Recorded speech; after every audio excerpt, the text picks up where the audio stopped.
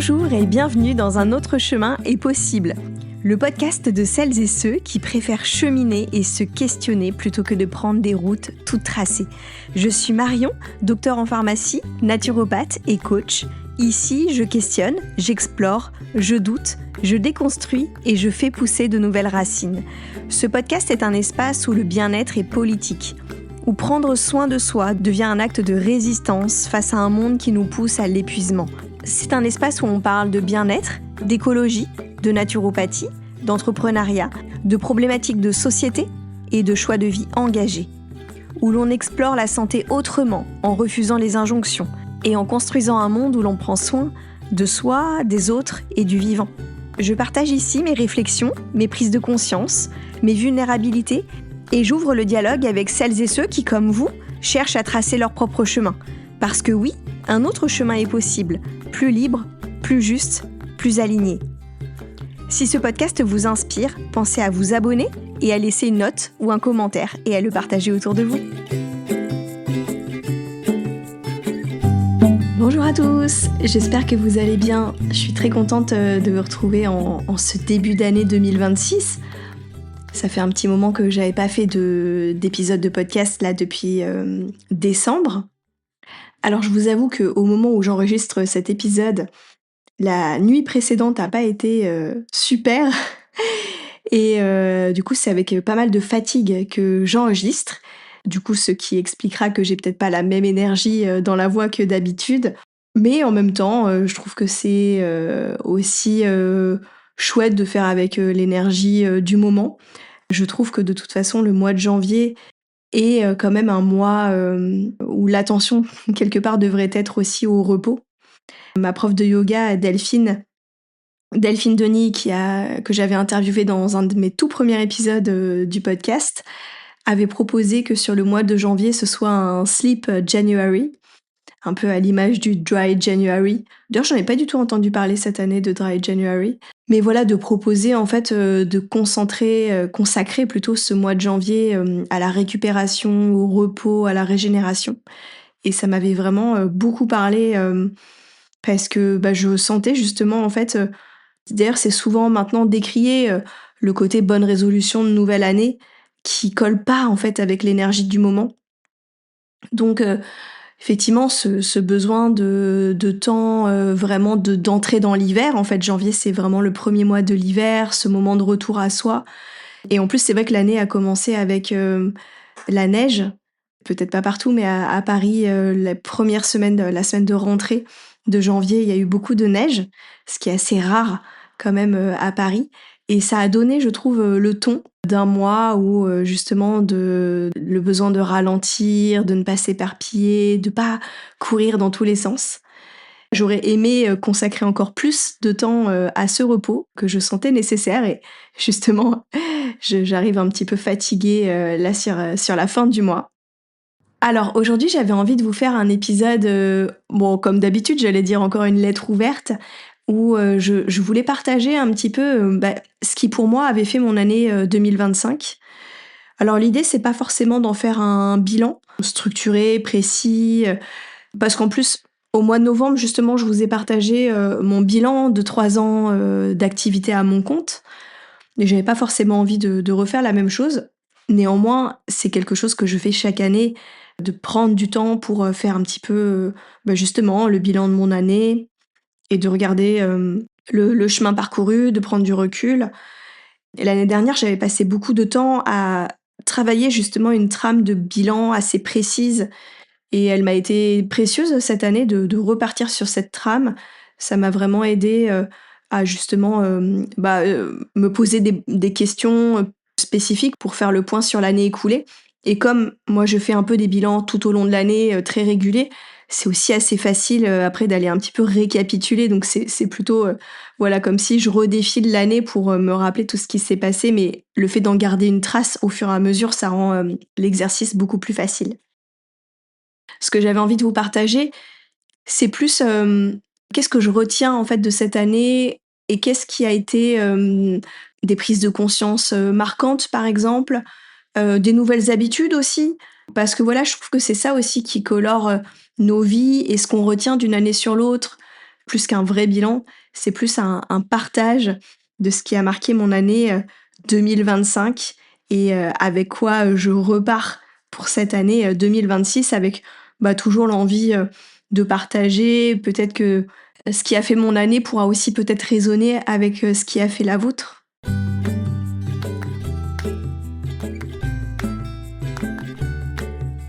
Alors, il y a une chose qui m'a particulièrement marquée, peut-être justement sur la fin d'année, c'est un mantra ou peut-être une phrase que je me suis dite plus particulièrement voilà, en fin d'année et j'avais envie de la garder pour la suite et je vous la partage. C'est le mantra: «La personne que j'ai envie d'être, c'est» et 3 petits points.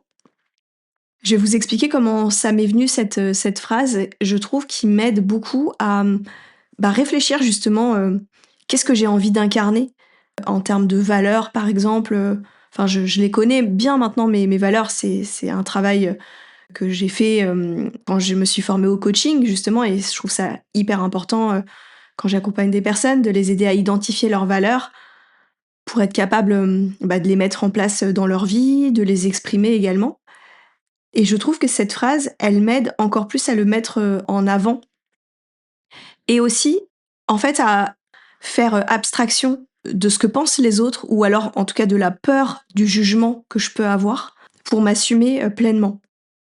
Je me rappelle que ça m'est venu, en fait, plus particulièrement cette année, je me suis, impliquée dans l'association, des parents, d'élèves, de mon école et à un moment, j'ai eu comme cette petite voix intérieure de me juger sur le fait que je m'impliquais et que, du coup, si je m'impliquais, c'est que, entre guillemets, «j'avais du temps pour ça» ou que j'avais, rien à faire d'autre, donc je mets encore des gros guillemets, ou pas mieux à faire ou comme si, oui, ça pouvait être le témoin que du coup, j'avais pas un métier peut-être qui m'occupe énormément, j'étais pas débordée dans ma vie ou autre, le fait de consacrer du temps à ça et ça m'a beaucoup touchée et c'était intéressant pareil de se dire: «Tiens, qu'est-ce que ça dit de moi, de ce besoin d'être, tout le temps, occupée?» en fait, de encore une fois, c'est quand même une image, quelque chose d'assez courant dans cette société de la valorisation de la suroccupation et à être débordée et comme si justement le fait de choisir de dégager du temps, pour, des choses associatives auprès de l'école, comme si c'était quelque chose justement, négatif. Alors que c'est là où je me suis rappelé, «Mais Marion, en fait, tu aussi fait des choix justement professionnels pour être plus libre de ton emploi du temps, pour dégager du temps pour des choses qui sont importantes pour toi et ne pas justement avoir l'impression de subir et de pas être libre de ton temps». Et en fait, la personne que tu as envie d'être, c'est cette personne qui, choisit d'être présente pour certaines choses, qui choisit de s'impliquer, de s'engager et c'est ça, en fait, la personne que tu as envie d'être et ça m'a beaucoup aidée de me parler comme ça pour, justement laisser en arrière-plan cette espèce de discours intérieur de jugement que j'avais parce que quand je dis j'avais la peur du jugement extérieur, j'avais la peur que des gens se disent: «Oh, mais elle a rien d'autre à faire». Mais en fait, c'était surtout mon propre jugement que j'avais besoin de mettre de côté et du coup, à partir de ce moment-là, cette phrase, elle m'a accompagnée régulièrement dans des moments où j'avais besoin de m'affirmer. Et j'ai un autre exemple, je me suis dit aussi que la personne que j'ai envie d'être, c'est quelqu'un qui s'informe, qui regarde, des fois des documentaires qui sont pas faciles, enfin documentaires ou podcasts ou autres, qui disent des choses, qui peuvent être dures, sur des sujets pas faciles, qui peuvent heurter certains et que en fait, c'est la personne que j'ai envie d'être. Notamment quand des fois mes amis peuvent me dire: «Mais Marion, c'est pas bien d'écouter des trucs, trop comme ça peut être plombant, après, ça va te saper le moral et tout ça». Ou aussi parce que des fois j'ai des moments où je suis très révoltée, très en colère, de dire: «Bah oui, bah c'est normal, si t'écoutes que des trucs comme ça». Un moment ça m'a permis de me réaligner et de me dire: «Mais en fait c'est la personne que j'ai envie d'être quelqu'un qui s'informe».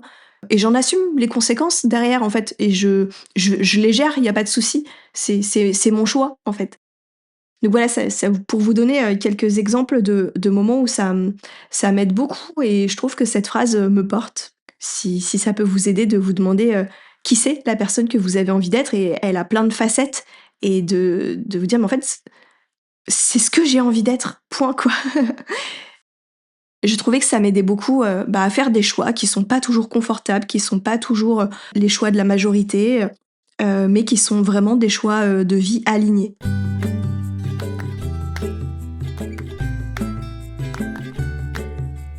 Une autre grosse prise de conscience de mon année, ça a été le danger lié à la sédentarité.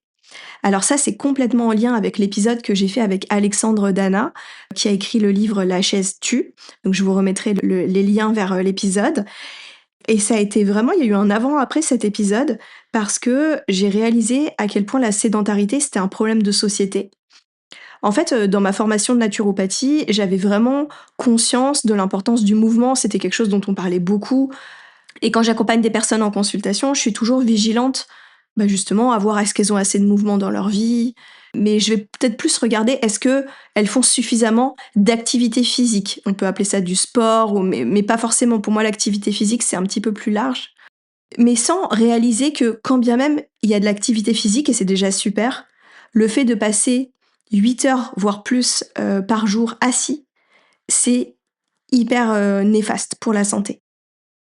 Et ça, je pense que j'en avais pas autant conscience. Et il y a une phrase que Alexandre a dit dans l'épisode qui m'a complètement éclairée, c'était de dire que les travailleurs de bureau, en fait, c'était des travailleurs à risque, au même titre que, je sais pas, des déménageurs ou des gens qui travaillent dans le bâtiment, c'est des travailleurs à risque parce qu'ils portent des charges lourdes ou du coup, on leur met des vêtements de protection, peut-être parce qu'on sait qu'ils peuvent avoir des chutes d'objets. Donc du coup, on va prévenir ces risques. Alors qu'en fait, les travailleurs de bureau, qui est une énorme majorité des travailleurs aujourd'hui, puisque la plupart des métiers sont quand même assis toute la journée devant un ordinateur, et dont je fais moi-même partie. Et en fait, c'est juste dangereux pour notre santé, quand bien même on met du mouvement dans notre journée ou qu'on fait du sport. Enfin, ça ne suffit pas à compenser ces heures assises. Et ça a été un énorme déclic. Encore une fois, de réaliser que tout ça, c'est une organisation de société, en fait, que notre société s'est construite ces dernières années autour de la position assise, qui est en plus, comme c'est une position de confort, elle n'est pas vue comme quelque chose de dangereux, parce que c'est confortable. Et ça aussi, du coup, ça veut dire de changer son regard sur le fait de s'asseoir tout le temps, de réaliser qu'on passe notre journée assis et que généralement, quand on a des activités le soir, par exemple sortir avec des amis, aller au restaurant, on est encore assis, qu'à la maison, une fois qu'on rentre, on s'assoit pour manger, on s'assoit sur le canapé. Enfin, de réaliser comment toute notre vie, elle est autour de cette posture assise et encore plus pour les enfants. Ouais, c'était une grosse prise de conscience. Du coup, je me suis alertée sur ma propre sédentarité qui, depuis que je travaille à mon compte, à la maison, est encore plus favorisée. Et de mettre en place des actions concrètes, de me forcer tous les jours à aller marcher au moins une demi-heure, même si j'ai rien de prévu ou autre. Ça a été vraiment aussi du coup de revoir l'emploi du temps autrement pour aller marcher chaque jour. J'ai investi dans un siège ballon et honnêtement, j'ai vu une différence énorme parce que j'avais tout le temps des douleurs dans le dos. Et ça a radicalement diminué ces douleurs. Donc ça m'a aussi permis de voir, oui, la chaise fait mal au dos. Peut-être il y a quelques années, je ressentais moins tout ça, mais avec l'âge, on est plus sensible. Donc ça a été une prise de conscience forte de mon année. Et justement, je ne peux que vous encourager à vous forcer à marcher chaque jour, à justement regarder, pourquoi pas investir dans un siège ballon. Et même, j'avoue que moi je l'utilise que quand je travaille. Mais en fait, maintenant, le soir, quand je mange, j'ai envie de le garder. En fait, maintenant, j'ai limite tout le temps envie de m'asseoir sur un support qui est plus mou, qui bouge. Ça me paraît beaucoup plus naturel maintenant. Et je me dis, en fait, dans toutes les écoles, dans tous les bureaux, on devrait être équipés. Alors maintenant, je sais qu'il y a beaucoup les bureaux assis debout aussi. J'ai pas investi là-dedans. Mais ouais, grosse prise de conscience de mon année d'un point de vue santé et encore une fois de prise de recul sociétal et de réaliser que toute la société de surconsommation de ces dernières années, notamment avec l'achat en ligne et tout, elle est organisée autour de ce système de la chaise, la problématique des écrans, de la chaise, tout ça c'est connecté et que si on n'est pas vigilant, et qu'on fait ce que tout le monde fait, entre guillemets, en fait, on va vers quelque chose qui est nocif pour nous. Donc voilà, prise de conscience important et je ne peux que vous recommander l'épisode avec Alexandre si vous l'avez pas encore écouté.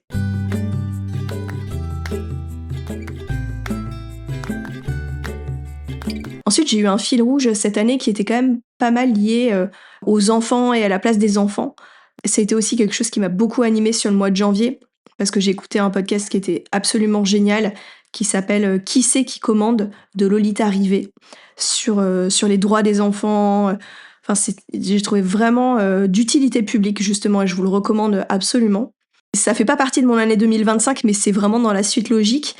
Et c'est vrai que voilà, sur 2025, il y a eu le fait, comme je disais, de m'impliquer plus dans la vie de l'école, de faire mon premier atelier dans la classe de Gaspard pour parler de l'alimentation, des légumes. Ça, c'était hyper important pour moi de commencer en fait à aller plus loin que ce que je transmets juste à mon fils et à commencer à apporter des messages auprès d'autres enfants, ne serait-ce que dans sa classe à lui.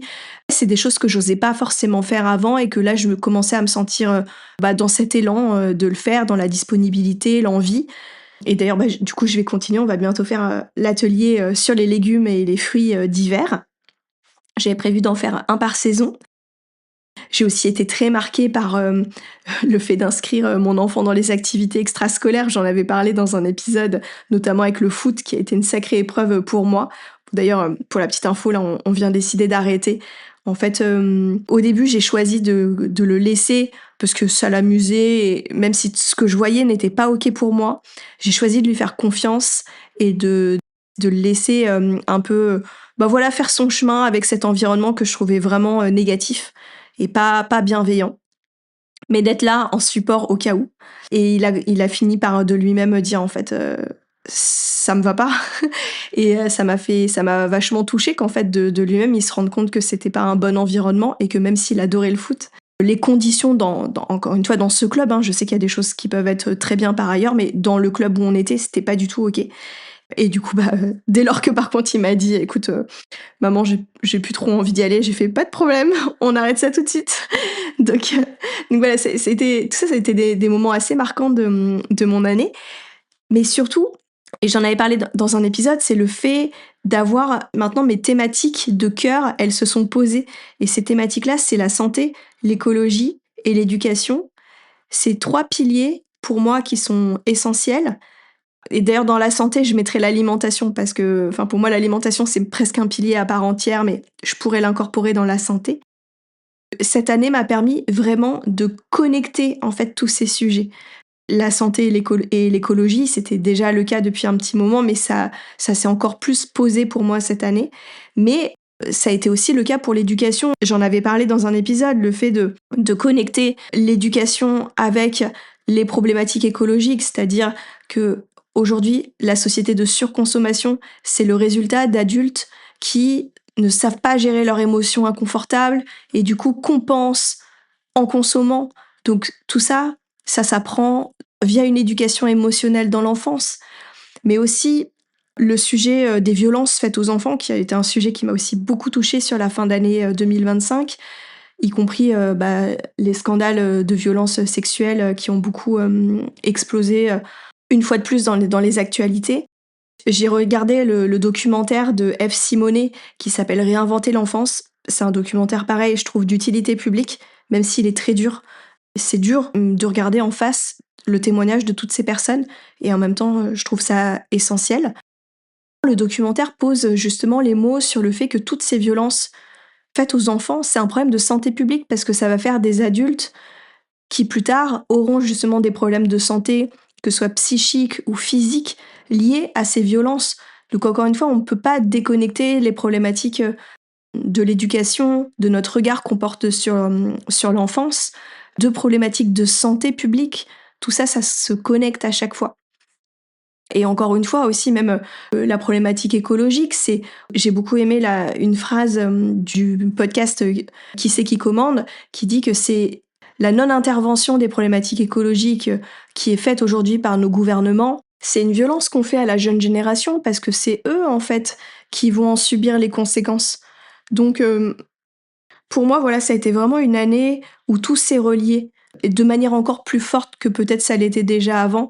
Et j'ai l'impression finalement que j'ai pas 3 combats ou 3 sujets, j'en ai qu'un seul au fond, parce que, ils se répondent tous.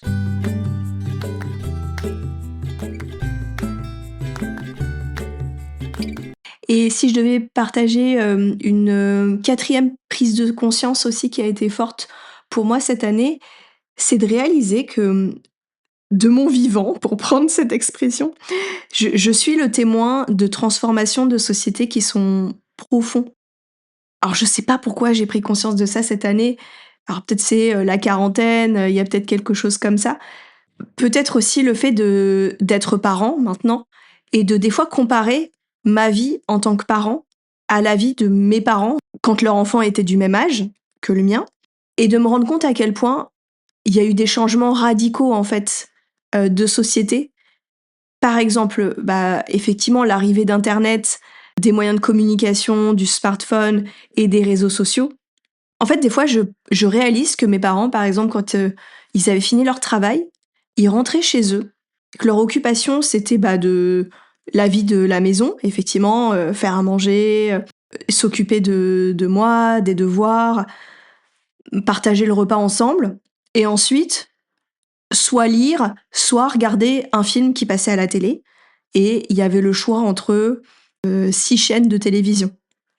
Et encore même pas parce que la 4 par exemple, on n'avait pas l'abonnement donc en tout voilà, il y avait quelques choix, pour regarder quelque chose à la télé et c'était fini. Et je me rends compte à quel point notre vie, elle est radicalement différente aujourd'hui de quand on rentre chez nous, d'avoir en fait, un téléphone où on peut avoir des sollicitations en permanence, des messages ou autres. Mes parents, une fois qu'ils étaient chez eux, peut-être une fois de temps en temps quelqu'un téléphonait, mais en fait c'était hyper rare. Il y avait jamais un message, un échange avec, des copines ou autres. Ou alors maintenant les groupes WhatsApp parce qu'on a tous, les groupes WhatsApp, de l'école, du machin, enfin, il y a des sollicitations permanentes même une fois rentrés chez nous. Et puis en plus, il y a: «Qu'est-ce que je vais faire ce soir?» Bah, le téléphone, si on l'allume, avec les réseaux sociaux, on peut y passer notre soirée si on fait pas gaffe. Si on veut regarder quelque chose, on sait même pas quoi choisir parfois tellement il y a de choix.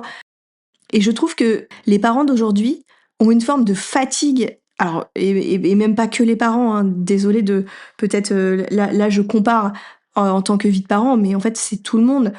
Il y a une sursollicitation permanente et c'est comme si cette année j'ai vraiment, un moment comparé ces 2 vies en fait, à quel point elles étaient différentes et qu'aujourd'hui, en fait on peut être dans la surcharge d'informations, permanentes. Ça c'est vraiment une transformation de société qui est récente et que j'ai vue évoluer de mes propres yeux parce que contrairement à justement, mon fils qui grandit avec un monde tel quel, j'ai connu quelque chose qui était autrement en fait.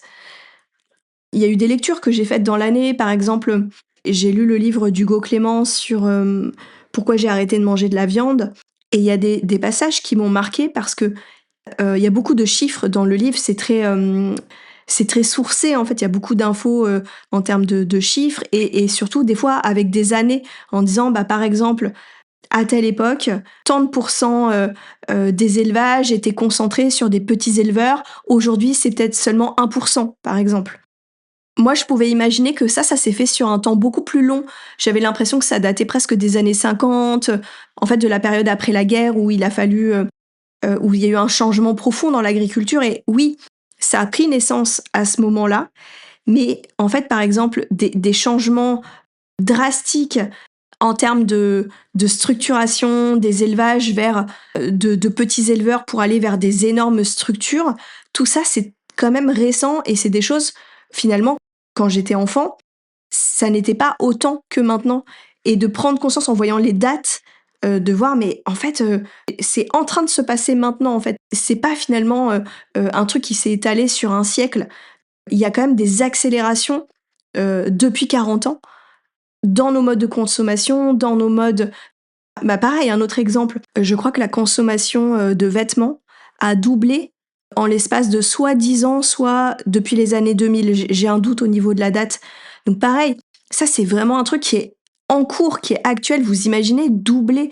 faire x2 en consommation de vêtements. À l'échelle mondiale, c'est énorme et ça me marque. Je sais pas pourquoi, mais ce déclic de se dire: «Mais c'est en ce moment que c'est en train de se passer». C'est parce que souvent, on a l'impression que les choses se font petit à petit au point où on ne les voit plus.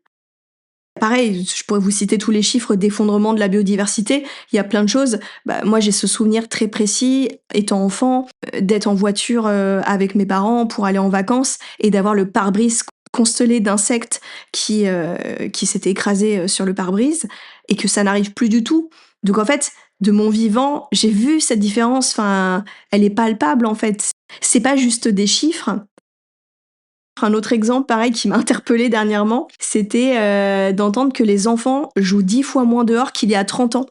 Donc là aussi, direct, ça m'a fait repenser à mon enfance et de dire mais c'est vrai, aujourd'hui on voit plus d'enfants jouer dans les rues. Alors peut-être dans certains quartiers, dans certains endroits, mais vous baladez à Paris, vous voyez pas d'enfants. Les rues sont plus des espaces pour les enfants, ils sont cantonnés dans les parcs. Donc bref, c'est plein de petits moments où je réalise que le monde d'aujourd'hui n'est plus celui que j'ai connu enfant. Alors que pourtant, je me sens pas non plus vieille, et ces 40 ans, je les ai pas vus passer. Et de commencer à se rendre compte que, en fait, si je suis déjà témoin de changements majeurs de mon époque, en fait. Donc voilà, c'est peut-être amusant de partager ça. Mais c'était encore une prise de conscience de mon année.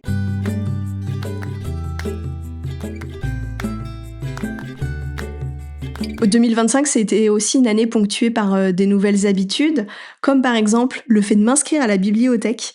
Alors ça a changé ma vie.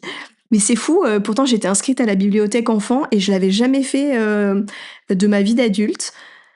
Et j'étais trop contente de le refaire et puis de découvrir que les bibliothèques, elles sont incroyables, qu'il y a un choix de dingue, y compris même pour les jeux de société. Enfin, ça, c'était un truc marquant de mon année qui m'a permis de tester plein de choses. On a fait plein de jeux à la maison, de prendre plein de livres aussi, sans se ruiner, parce que même si moi j'essaye d'acheter beaucoup de livres d'occasion, ça n'empêche pas que ça reste un achat et que en fait, autant les avoir à la bibliothèque. Donc, quand je vous partage ça, il y a de fortes chances que vous le fassiez déjà depuis longtemps.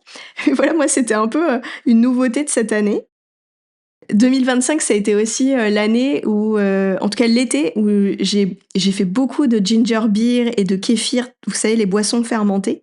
J'en avais déjà fait par le passé, mais là, ça a été vraiment un truc tout au long de l'été, de se dire, en fait, ma boisson fraîche de l'été, c'est ça. Ça faisait longtemps que je consommais plus de soda, par exemple, mais ça m'a fait drôle. L'autre fois, j'étais invitée et quelqu'un me demande qu'est-ce que tu veux boire. Et en fait, quand on me proposait soit des sodas, soit des jus de fruits industriels en l'occurrence, enfin, j'avais rien envie de boire et je me disais oh là là, je me reconnais plus en fait dans les frigos classiques, dans ce qu'on trouve partout. Il y a rien qui me parle. Moi, ce qui me rend heureuse, c'est qu'on me propose un kombucha, même si voilà, ça se démocratise ou autre. Je me suis retrouvée à demander une eau gazeuse. Et ça, c'est aussi des changements assez profonds, en fait, de dire, mais en fait, maintenant, j'ai plus envie de boire des boissons industrielles. Je veux boire un truc qui est pétillant parce que c'est une boisson naturelle et fermentée et c'est trop bon, en fait. C'est beaucoup moins sucré, c'est plein de probiotiques naturels. Enfin, c'est trop bien, ces boissons-là. Et pour rester encore dans le côté alimentation, il y a eu aussi, ça a été l'année où on s'est mis à faire notre tartare d'algues maison. Ça, c'est vraiment un truc de naturopathe, le tartare d'algues. Les algues, ça a plein de propriétés, c'est hyper riche en minéraux, c'est riche en protéines. C'est vraiment des super aliments très intéressants qui malheureusement en France sont assez peu intégrés à notre alimentation, contrairement au Japon par exemple. Depuis que je suis tombée dans la naturopathie, on en a toujours à la maison, du tartare d'algues. Ça se trouve en magasin bio, mais ça coûte franchement assez cher. Et en fait, j'avais déjà vu des recettes passer, mais je m'étais jamais vraiment mise. Et maintenant, on le fait tout le temps à la maison. J'avais partagé ma recette dans une de mes newsletters au mois de mars. Je pourrais vous remettre le lien. C'est ça que j'adore, d'année en année, d'apprendre des nouvelles choses. L'année d'avant, c'était la lactofermentation, on s'était mis à faire plein de bocaux à la maison. L'année encore avant, mon conjoint s'était mis à faire son pain. C'est intéressant de voir que d'année en année, on se met à faire de plus en plus de choses et on peut pas tout faire en même temps, tout faire d'un coup, donc ça se fait au fur et à mesure. Et chaque année, il y a la petite nouveauté comme ça, donc je trouve ça chouette. Et pour terminer sur une partie un peu plus bien-être, parce que c'est aussi des choses qui m'intéressent beaucoup. Cette année, j'ai eu des petites nouveautés en termes de pratique. Déjà de systématiser beaucoup plus les automassages. Alors déjà, je m'étais mise à faire des automassages du visage depuis l'année 2024 et j'ai continué à faire en plus les massages du crâne, souvent de faire des automassages avec une balle de tennis sous les pieds. C'est des petites choses comme ça qui prennent pas longtemps dans le quotidien, mais qui apportent quand même de la détente et qui permettent quand même de relâcher des tensions. Donc je trouve que c'est intéressant et bon, il y a rien de nouveau en soi, mais je me suis mise à le faire plus régulièrement, en tout cas cette année. Et une autre chose depuis l'été, je le fais tous les jours, c'est ce que ma prof de yoga appelle un voyage dans les 61 points du corps. En fait, c'est une technique de relaxation que, vous savez, à la fin d'une séance de yoga, quand vous êtes allongé en shavasana, pendant la relaxation, en fait, c'est de faire un voyage conscient dans le corps, dans différents points, et de déplacer notre attention dans ces 61 points du corps, les uns après les autres. Et en fait, ça peut s'apparenter à un scan corporel, mais je trouve que c'est une technique qui aide à revenir encore une fois dans le corps, et toutes les techniques qui de toute façon aident à lâcher le mental pour revenir incarner davantage notre corps, être plus présent à ces différentes parties, je les trouve hyper positives et bénéfiques. Donc maintenant, c'est mon petit rituel à chaque fin de relaxation de faire ce voyage-là. Je sais pas combien de temps je tiendrai. De toute façon, c'est ça aussi, je trouve les pratiques de bien-être, il y en a plein que j'ai fait pendant une période, après j'ai arrêté. J'ai toujours beaucoup de régularité pendant une période et puis je finis souvent au bout d'un moment par lâcher et tester autre chose. C'est ça aussi qui est chouette, quoi.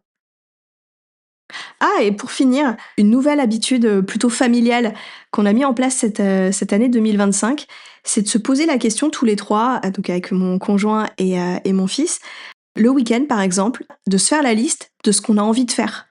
Et que chacun prend la parole à tour de rôle. Alors toi, Gaspard, qu'est-ce que tu as envie de faire? Il nous fait sa liste. Guylain, ensuite Marion. Chacun remplit sa petite liste. Et ça permet après de décider ensemble. On sait qu'on va pas pouvoir tout faire parce que il n'y a pas assez de temps dans un week-end pour tout faire, mais on va essayer de faire en sorte que tout le monde ait des choses quand même dans sa liste. Et alors en plus, si on trouve des choses en commun que on est plusieurs à avoir envie de faire, c'est trop bien, on va les faire en priorité. Et ça, j'ai beaucoup aimé. Déjà parce que ça m'oblige à me poser la question de quoi j'ai envie. Et Dieu sait que c'est pas une question facile pour moi de me questionner souvent de quoi j'ai envie. Je peux avoir tendance à m'adapter aux autres, à me laisser porter, justement, à m'adapter à mon fils, en me disant il est petit, donc on va faire en fonction de lui. Mais au final, je m'y retrouvais pas trop dans ces week-ends où j'avais l'impression d'avoir pas de temps pour moi.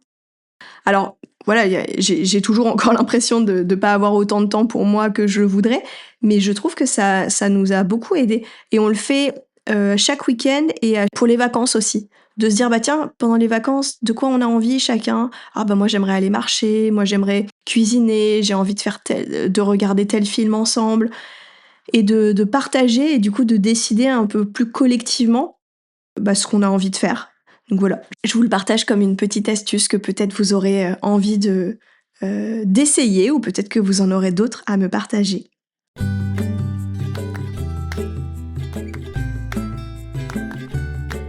Donc j'en ai fini avec ce qui a fait mon année 2025, ce que je retiens et ce que j'avais envie de partager. Maintenant, si je regarde 2026 et j'aime bien justement mettre une intention pour cette année. Mon intention pour l'année 2026, c'est celle de nourrir le lien. Et c'est une intention qui colle avec l'intention que j'avais sur ce mois de janvier. C'est marrant d'ailleurs, je me fais la réflexion en vous le disant que l'année dernière c'était pareil. Mon intention pour l'année, c'était retrouver la foi, cultiver la foi et l'optimisme. J'avais fait un épisode là-dessus d'ailleurs.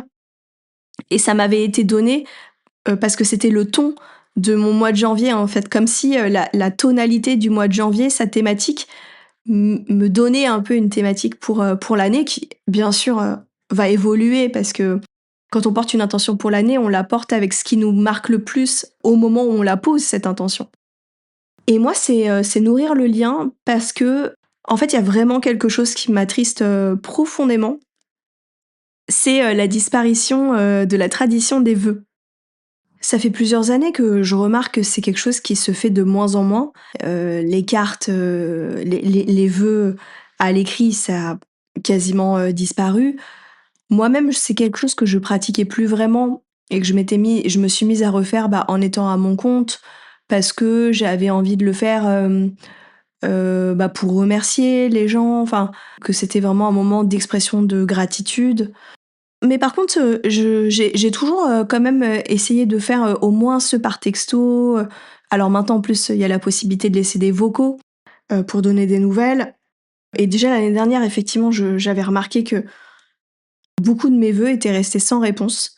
Ça m'avait vraiment marquée et là, j'ai l'impression que cette année, c'était encore pire et que je crois que j'ai dû recevoir seulement, allez, on va dire, moins de 5 vœux spontanés, c'est-à-dire qui n'étaient pas en réponse aux miens. Et encore une fois, je vais pas compter, mais énormément qui sont sans réponse. Et je trouve ça dingue parce que, en soi, on peut toujours discuter des traditions, hein. Il y a des traditions qui effectivement n'ont plus leur sens et méritent d'être remises en question. Mon objectif est pas d'être en mode hyper tradi. C'est pas tant ça qui m'importe. Moi, c'est juste que je constate que si je fais pas, je prends pas ce temps à cette période de l'année, je vais pas forcément y penser à d'autres moments. On pourrait très bien en fait, j'ai envie de dire ce qui compte, c'est, de garder du temps pour être en lien et prendre des nouvelles des uns des autres. Je trouve que depuis que je suis maman, j'ai beaucoup moins de temps et que globalement, je vois beaucoup moins mes amis qu'avant et comme la plupart sont aussi devenus parents, il y a vraiment un truc qui s'étiole dans les relations et du coup, ça demande à effectivement, faire un entre guillemets «un effort» de les entretenir, d'aller prendre des nouvelles ou autre, parce que sinon, en fait, on se retrouve vite des mois, voire des années, sans prendre de nouvelles et puis au bout d'un moment, les choses se perdent, en fait. Et effectivement, il y a des personnes, je me rends compte, c'est à un moment dans l'année où je leur écris, c'est les vœux et je me dis: «S'il y avait pas ce moment, du coup, on s'écrit une fois par an». Alors c'est peut-être bête que ce soit pour les vœux, mais au moins, il y a ce moment-là, une fois dans l'année, sinon il existerait même pas ce moment, il y aurait déjà plus d'échanges et la relation, elle se perdrait. Et comme toujours, moi je mets ça dans une perspective, de société, de dire: «Qu'est-ce que ça dit de nous, en fait, qu'on perde cette tradition?» Moi l'image que j'en ai, par exemple le fait qu'on me réponde pas, j'essaye de pas le prendre personnellement justement, de me dire: «C'est pas contre moi», mais c'est juste, les gens, en fait, sont tous en manque de temps. Ça revient un peu à ce que je parlais en début d'épisode, hein, sur l'histoire d'avoir le temps pour rien. Les gens sont tous débordés, surchargés, pas le temps, pas de disponibilité, et jusqu'à pas prendre le temps de répondre à un message ou de... Et moi-même, hein, ça m'arrive des fois d'oublier de répondre. Enfin, qu'est-ce que ça dit de nous, en fait, d'être surchargé à ce point? Et aussi, de ne plus prendre, enfin, il y a déjà le fait de ne pas avoir le temps et le fait de ne pas prendre le temps. C'est encore une autre chose, c'est-à-dire le fait que maintenant, c'est plus important pour nous de se souhaiter quelque chose, de prendre un moment justement dans l'année pour se dire: «Tiens, je vais envoyer des petits mots, profiter de ce temps-là pour prendre des nouvelles». En fait, on est tellement le nez dans le guidon, il y a tellement tout le temps de choses qu'il y a pas l'espace pour ça. Et en plus, le paradoxe de notre époque où on est tous sur les réseaux sociaux, on est tous soi-disant connectés et en même temps totalement déconnectés des uns des autres. En fait, on a l'impression de connaître la vie des gens parce qu'on a vu qu'ils sont partis à tel endroit en vacances, mais en fait, on sait rien de leur vie. On sait pas ce qu'ils traversent, les difficultés qu'ils rencontrent. Ça s'écrit rarement sur les réseaux sociaux, ce genre de choses. Ouais, donc tout ça me rend triste. Si je devais, reboucler avec, mon mantra de début d'épisode qui est, cette personne que j'ai envie d'être, c'est justement, c'est quelqu'un qui, cultive le lien, qui prend ce temps. Et justement, moi, ça m'a pris du temps sur le mois de janvier. Ça a été un mois où, j'avais pas mal de boulot et j'ai voulu prendre le temps pour faire les vœux et par exemple, ce podcast, j'ai dû le mettre en pause jusqu'à la fin du mois parce qu'il y avait pas la place pour tout faire. Mais c'était trop important pour moi de prendre au moins ce temps-là et j'ai même pas réussi encore à faire tout le monde et je pense que j'y arriverai pas forcément. Mais voilà, c'est une question de priorisation, comme si je m'accroche à quelque chose parce que pour moi, ça veut dire beaucoup. Parce que je pense, aujourd'hui que on a beaucoup de nos problématiques de société, encore une fois pour revenir aux problématiques écologiques, viennent souvent qu'en fait, on se préoccupe pas assez des autres en fait. On fait les choses d'abord pour soi, qu'est-ce qui est plus pratique pour nous, qu'est-ce qui nous facilite la vie. Enfin, je vais prendre un exemple tout bête et peut-être caricatural, mais pour imager, c'est parce que j'ai envie d'avoir plein de fringues, pas chères, du coup, je vais acheter sur Shein, et en fait, je m'en fous que du coup, c'est des gens à l'autre bout du monde qui travaillent dans des conditions abominables, qui le font. Moi, ce que je veux, c'est avoir plein de fringues, pas chères. Enfin, voilà, c'est volontairement caricatural, mais pour montrer que je trouve que quand on est que centré sur notre confort et nos bénéfices personnels, ça se fait souvent malheureusement au détriment des autres. Ça veut pas dire qu'il faut pas penser à soi, c'est quelque chose d'important, qu'il faut pas qu'on s'occupe de nous-mêmes et faire aussi les choses qui sont importantes pour nous et pas tout le temps faire en fonction des autres, pour aussi reboucler avec ma fameuse phrase, la personne que j'ai envie d'être. Mais tout en gardant ce lien, en fait. Soyons qui nous avons envie d'être, tout en restant en lien et conscients des uns des autres. C'est un peu mon message de vœux de cette année à vous tous. Ça serait un peu ça. Et moi, ouais, c'est ce que je me souhaite. Et pour aller dans la thématique de nourrir le lien, bah c'est cette année, avec mon conjoint, on a décidé de nous marier. Donc voilà, on va chercher à faire ça de la manière qui nous ressemble. On ne sait pas encore exactement, mais c'est dans cette volonté justement de cultiver le lien entre nous, avec nos proches. Et voilà, et c'est pour ça que je me suis dit que c'était un bon thème pour cette année que je vous partage. Voilà, j'en arrive à la fin de cet épisode, sur ce qui a compté pour moi en 2025 et sur ce que je vous souhaite en 2026. J'espère que le début d'année se passe bien pour vous. Je vous souhaite évidemment plein de bonheur et la santé. J'espère continuer à cheminer avec vous tout au long de cette année, toujours avec le podcast, également avec la newsletter Un autre chemin est possible, que vous pouvez trouver sur Substack, qui souvent fait écho au podcast, mais sous un angle parfois différent. C'est des espaces que j'adore, sur lesquels je partage une fois par mois et qui se complètent beaucoup. Chacun y trouvera, j'espère, le format qui lui plaît. Si vous avez aimé cet épisode, n'hésitez pas à le partager autour de vous ou à le noter ou à mettre un petit commentaire sur votre plateforme d'écoute. Et je vous dis à très bientôt pour un prochain épisode.